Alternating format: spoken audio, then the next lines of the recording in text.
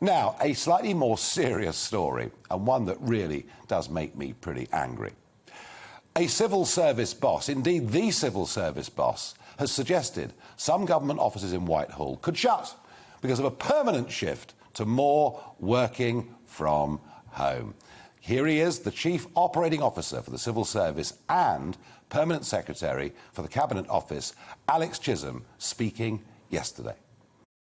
Overall, at the civil service level, we have found that we can move to a greater number of people working more flexibly, both in some cases from home, in many cases across offices across the whole of the UK, which is a huge positive. And again, those of you who've been on this committee for many years will know how many times civil servants have felt it's difficult and expensive to have to kind of bring in everybody down to a meeting in London face to face. That is not necessary now to any like the same extent, as well as that expensive London real estate.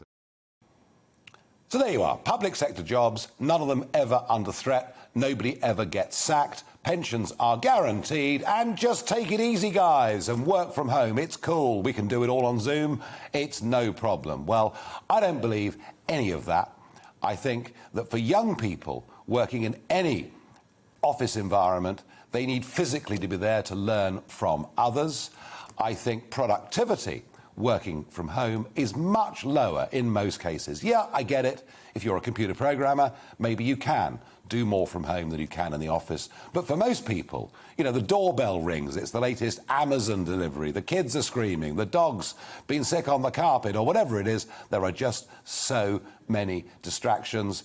And I also think that people meeting physically together around a table, in a room, I think that's where you get a cross-germination of ideas and good things happen. So I think that the top man here is talking nonsense. Well, joining me now is Zena Everett, executive coach and author of The Crazy Busy. And Zena, working from home has suited some people, hasn't it? I think we've gone feral. Feral? I think we've gone slightly feral, but we've proved that we can work from home really effectively. And it's not true what you said about us less productive, quite the opposite. I think really? I think people have proved that we can be very productive working from home. And I think we've also rediscovered, many of us, a bit of work-life balance. However, we do need to come back to the office from the point of view that you said, because offices aren't just buildings, they're where we work together with a sense of purpose. And I think that we have to get a balance. Some kind of flexible, or let's call it dynamic working, is here to stay, where we do some work in person when we're together, and when we do our deep work on our own without interruption.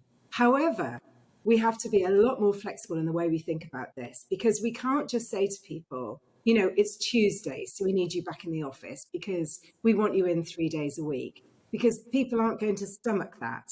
We know. Really? Well, 18 months ago, Zena, they were coming to the office, let's say Whitehall in London, where very large numbers of civil servants work in those big departments, and 18 months ago, they came to work 5 days a week. I don't think there were too many objections to that. Are you now saying, after 18 months of sitting at home and sitting in the garden when the sun's shining, you're saying they wouldn't accept going back to work full-time?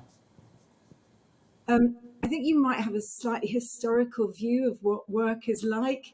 Oh, really? Well, I saw the trains 18 months ago full of people in the underground on which you could barely move. Well, you see, I think you've nailed it on that point, because what's putting most of us off going back into the office is the idea of a commute. Yeah. I think if we could just close our eyes and magic ourselves back into a building, in a seat with our colleagues, where we're talking to each other, we're collaborating, we're becoming creative, we're getting new ideas. And you're right, we've got to innovate our way out of this and become productive again. Yeah. That would be great. The problem is the big time suck that puts people off is the idea of commuting. So I think that employers have to be super flexible about this and really stagger start times, because there is no point in me schlepping into central London, say I've got an hour and a half commute or something like that. I get into the office, I have to queue to get in the lift, or else I say to my boss, do you know what, I've got to write this report, so I'm going to do that. I'll start at 7 o'clock, I'll commute in at 9, And then I arrive in the office and there's no parking places. So that's the issue. I think workers need to really feel that they can trust their bosses not to waste their time, and they can make it worthwhile to tolerate that commute to come in and do good work. So rather than just thinking about it in a sort of an old-fashioned binary way, you're either at home or you're in the office. So we want to see you. We want to see you working. We now know that people are super effective at home because we've got ways of measuring out. Well, we don't know. No, we don't know that. And on productivity, there are two very distinct schools of thought. There's yours and there's mine, and there's no proof either way whether people have been more productive at home. I'm very sceptical. I'm very scared. But what about this point I was making about young people? This flexible working is actually, in many, many ways, if people are at home 2 or 3 days a week, actually very unfair on young, ambitious people who want to learn. Because my experience of things is that you learn by physically being with and watching other people doing things. It's surely not the same on Zoom, is it? Well, I think you've got a good point there. I think people want to be, we're humans, aren't we? We thrive on the heartbeat of social connection. Yeah. All of us need to spend some time together, and we all need to learn. So, I mean, I agree with you to a certain extent. I just think we need some kind of dynamic working with this combination of both. So we're working together. But do you know how many emails are sent every single day around the world? Well, too many, but I don't know the number. Okay, 300 billion.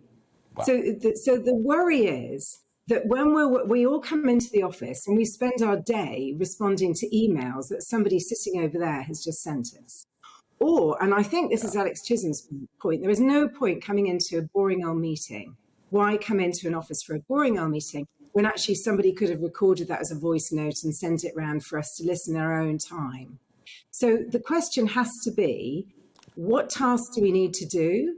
And when and where do we need to do it in order to get our work done as effectively, as quickly and effectively as possible, rather than a kind of a mismatch hybrid way of working that's not really thought through. So we don't need to bring people back into the office for the sake of it. We need to bring that youngster back in for one day where they are spending the time really going around talking to people in different teams, getting new points of view. No, the idea of just bring you back into the building so we can see you. I mean, we don't need surveillance mechanisms. We can see the output people come up with. And there is a war for talent now for all sorts of reasons. And I don't think people want to be treated like that. We know for workers to be motivated, they have to have a high level of autonomy about what tasks they do and when and where they do it. They need to be able to think this through with their team. They don't need to be told some sort of arbitrary measure, like we need to see you here at 9 o'clock. Why? Why, if I need to write something, I need to think without interruption? I'm much better doing that at home or in a coffee shop or whatever it is. But people are measured on what they do, not where they are. You may be right, Zena. You may be right. Maybe the world's changed completely in the last 18 months and maybe employees won't put up with commuting and everything else. And you're right, of course. People can be non-productive in offices. Of course they can be non-productive in offices. And I agree with you, the culture of emailing someone sitting, 6 feet away is ridiculous. But clearly, the head of the civil service takes a very similar view to you. I take a rather different view. But thank you for coming on and joining this debate here with us on GB News. Welcome to the GB News YouTube channel. You can watch us live 24 hours a day, catch up on your favourite shows and join in the conversation in the comments below. Don't forget to subscribe and you'll never miss any of our exclusive content.